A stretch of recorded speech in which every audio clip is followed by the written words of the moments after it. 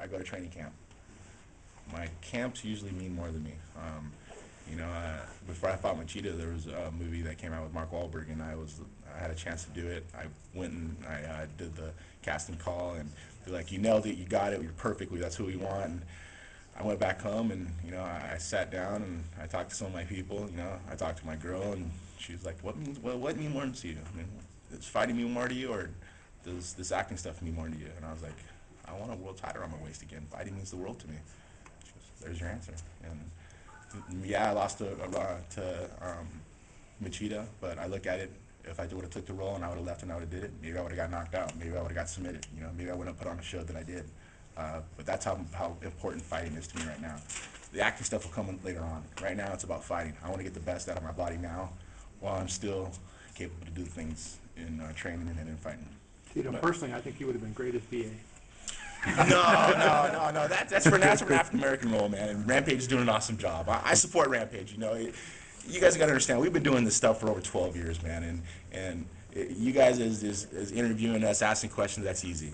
Doing the training, getting in and fighting, that stuff's tough. And it's really mentally, physically, emotionally draining on us. To not let our fans down, to not let our family down, to support our family, and that's what it really comes down to, supporting our family. And after this fight game's over, we gotta have something to fall back on. I mean, luckily I got my clothing company, Punishment Athletics, to really fall back on. But at the same time, I want to do other things. I just don't want to be narrow-minded and just think strictly as a fighter. I gotta think as a businessman and think the other out means of earning money. But you, more than most fighters, talk about fans, and yet there's been a lot of backlash. People, since Lesnar fell off the card, or they're not happy with the main event. This isn't a good main event. Does that hurt you, and are you aware that that sentiment's out there? I think you should stop reading the forums. I don't, but I get. You're smiling because you do. You listen to the forums. You got a bunch of kids telling us how to do our job. That's crazy. People want to see the fight. This is going to be a huge fight. People want to see it. People got to stop reading the boards where there's, maybe 1,000 people that are at the most explaining, and half of those guys are under the age of 18 who haven't even been watching the sport over the last 10 years, who've just been watching all of a sudden, they watch The Ultimate Fighter, and all of a sudden they're the biggest fans in the world, and they know everything about everybody, and it's all BS, man. The guys who've been there from day one and the fans who are building on, who want to watch the fights, they're going to watch it. This is going to be a big pay-per-view. No matter what, people are going to want to watch me come back and fight. People say they're not interested in it. Those are the haters. And I got some of the best haters in the world, and those are the guys that pay my bills, so I'm thankful for them for hating on me. And the ones who support me, they're the ones who I love, and I support no matter what. Can I ask you about Lesnar, because Carlos referenced all the guys that are injured, but obviously he's out long term. Can you talk about what he means to the sport? Because it seems like he's a guy that has really brought a lot to MMA and brought a lot of new fans to the sport, kind of like maybe what you did so many years ago. And if he's out for any length of time or permanently, what that would do. I just did ESPN Sports Center yesterday, and I said, Lesnar pulled out, and yeah, I got sick and I didn't pull out, and I didn't realize how serious it was. So I apologize only as part of that saying, calling him a punk or calling him like that, because I like him. I think he's great for the sport. People hate him, people love him. It's that love-hate relationship that he builds, and that's what it's about. That's what I brought into it, and I see myself into him in his type of style. And so I gotta apologize to that when that comes out or so forth, because I heard he's going through some really deadly sickness. So I wish him a speedy recovery and hopefully compete again. I was hoping that I was on the same card as him, because we're both two bad boys, and on the same card would have been awesome. So hopefully in the future when he does come back, it'll happen. So I wish him a speedy recovery. For a while, it didn't look like you being back in the UFC would ever happen. Could you imagine yourself making this comeback in any other place besides you? No, never. You guys gotta understand, it was all negotiations. It was all tactics. I'm slick, man. I'm smooth. I know what I'm doing. I don't got a manager telling me my job. I understand. I've been doing this for a long time. I'm smart. I went to college. I got educated. I understand negotiations. I understand, what you need to do to make your brand better. That's why I'm Tito Ortiz. There's no one like me, man. There's never going to be anybody like me, I think, just because of the things that I've done prior. And it was negotiations, man. And, me and Dana, we butt heads, and some of the best friends are enemies before they become best friends again, and we've done that. And it's just one of those things that it's nice to be back. It's nice to be under a positive umbrella of the Zuffa company, and let me tell you, when I turn on Spike TV and I watch the highlights, it's nice to see me beating people for once. All the other time, it's always me getting beat up and stuff. So it's nice. It's nice to see. It's nice to be in, like, say, in a positive environment, and it's just gonna make me excel that much more. Because fighting under a negative environment is hard. It's mentally, physically challenging and dreadful, man. It's just like one of those things, like, shit, man. What's going to be said about me today? What's going to happen today? I mean, am I able to get a good room? I mean, am I going to get meal money? I mean, am I going to have problems doing it? I mean, they're going to make me do interviews all morning. I mean, it's nice to be in a positive environment. It's nice to be the way where I am right now. I'm very, very, very thankful to how giving Lorenzo and Frank for Tito are, and how much of a man Dana stepped up and is a friend again. It's nice to be. Was there a time though when you thought that would never happen? Because the exit certainly was anything but. It was negative. There was about 2% of me thinking it was ever going to come back and it was going to happen. Then all of a sudden, as time cures pain, and it got better and better and better and better.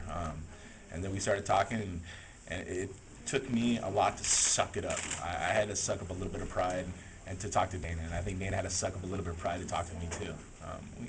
We're two pit bulls, man. You put two pit bulls in a room that are males, and we're gonna scrap, and that's just the way it is. He knows what he needs for his business, and I know what I need for my business. And just as long as we collaborate together and make ends meet, we want to get the best fights for the fans, and that's what we're doing. We sat down and went, Tito, let's give the best fights. I said, okay, that's what I want to do. He's like, well, we need you back. All right, Dana, well, you know what I want. When you were in your negotiating period, quote unquote, there was rumor or talk that you would fight Fedor. You said you were willing. Is that still a pie in the sky dream at some point in your career? I know you're a light heavyweight. You're not that big, but he's not a big heavyweight. Like I say, catch weight, I would love to. I'd fight anyone, man. And do you think how do you think you would match up with him? I would match up very, very well. I watched the mistakes he did when he fought just his last fight, and he has the overhand right, and I think boxing will pick him apart. I think Arlovsky was doing a great job until he tried to do flying knees with his hands down. Like I said, I just need to get in the right area, the right time. Every place and time happens, you'll be done. But him coming to the UFC is probably about slim to none. Less than your chance of coming back after the Machida fight, 2%. Yeah, I think even less than that. It's just one of those things, man. I don't care, man. To me, it's about getting a world title on my waist again and making it happen. When you get into the cage Saturday night, Tito, do you think it's going to be a different feeling, or is it going to be the same feeling that you had, or you're not going to be thinking anything? I think it's going to be exactly the same as always. Ferocity, intensity, push the pace. I think it's going to feel really, really good. I'm going to have those chills of excitement to be competing again, to be graceful in the octagon, and to do the things I did before. Who's walking first? Do you know? I believe Forrest is. I don't know. I would like to see it that way. I don't know. I look at all the posts and I look at all the PR. I'm busting my ass for it. So it's. I think it's meant to be. Everything's meant to be in this world. So the biggest thing it's meant to be is my hand being raised. So. Cool. Does it bug you that he hasn't done as much as you? Because you guys get a cut of the pay-per-view. You probably want him out there pushing the fight too, right? Well, maybe he just couldn't handle the pressure. Can't handle the pressure.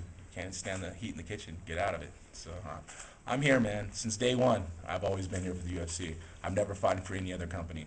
Yes, I've talked a lot of bad smack over the last 2 years, but the time before that, the 10 years I put in, I never said no to interviews. I never said no to autographs. I never said no to radio interviews. I've been there for the UFC, and I'm a company man. I'm here. Like I said, you guys got to understand. There was a time in this camp that I could have pulled out, and I didn't. No reason to at all. This is about me coming back and being about fighting and being a UFC guy again, and that's what I'm here for. Tito, you said that you support Rampage's pursuit of the acting, but do you support his decision to leave and not do 107? You haven't been a coach. You know how much that whole season builds that main event. I support Rampage no matter what. Beyond business, beyond fighting, he's my friend. He has to take care of his family, and I understand that. But as a business to business, it was horrible. I think that was bad. It was a bad call on his management. I think he should have stayed in, and could have been a huge pay-per-view, And I've talked to him, and when they said people for me to fight, and he's like, dude, please don't fight Rashad. I want to kick his ass. Please don't fight Rashad. So I think Rampage will be back. You know, right now it's just a phase. You know, everybody got to go out and see what Hollywood's about, and it's not all the lights and glamour that people imagine it as.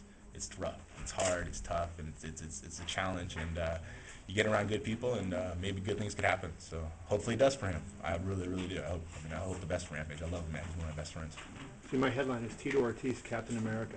No. You know, being an inspiration and being a role model towards kids is my biggest thing. You know, kids need to get educated. A lot of kids who want to be fighters. It's like, get educated first. Get your bachelor's degree, get your master's degree. You know, you even get your AA degree, even just get a diploma. Get educated, man. That's the biggest thing, because that's what helped me get where I am today, is being educated. I mean, I could have been a knucklehead street guy who just, oh, fuck this, fuck that, all you guys are assholes. And I'm not like that. You know, it's make sure I do the right things at the right time as a business. This is a business. When I step in the cage, it's a fight. When I step into training, it's a fight. Everything prior to that, it's a business. Doing the interviews, not saying no to the interviews, going out and spreading my brand as big as possible. I mean, my clothing company, Punishment, does so well just because I go out and I do as many interviews as I possibly can. This is work. This is my job. This is why I don't have to wake up at 5 in the morning, 6 in the morning. I've done that construction. I've done the framing where you got to wake up at 5 in the morning and work until 5 at night. That ain't my deal. I like to make my own hours. Like I say, when I was in school, when I got into college, my days didn't start until 10 o'clock. My classes didn't start until 10 o'clock because I couldn't handle waking up in the morning. Well, now I'm just working my butt off because now I can make my own hours. Except when it comes for you guys, then I come back. You've written your own book. Have you read Forrest's book? No, I haven't got a chance to read Forrest's book. No. Thanks a lot, Tito. Good luck, All right, man. guys, thank you.